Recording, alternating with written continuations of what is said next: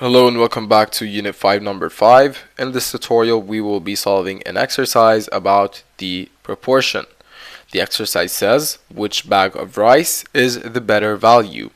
Bag P has 1 kilogram for $3.25, or you have bag Q that has 5 kilograms for $16.50. So what we have to do is that we have to compare the price per unit. Well, bag P already has the price per unit, which is 1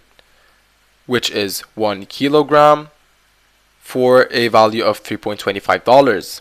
And let's do the same thing for bag Q. 5 kilograms is equivalent to $16.50, then 1 kilogram is equivalent to X.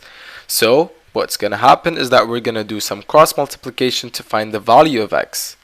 X times 5 is equal to 16.50 times 1.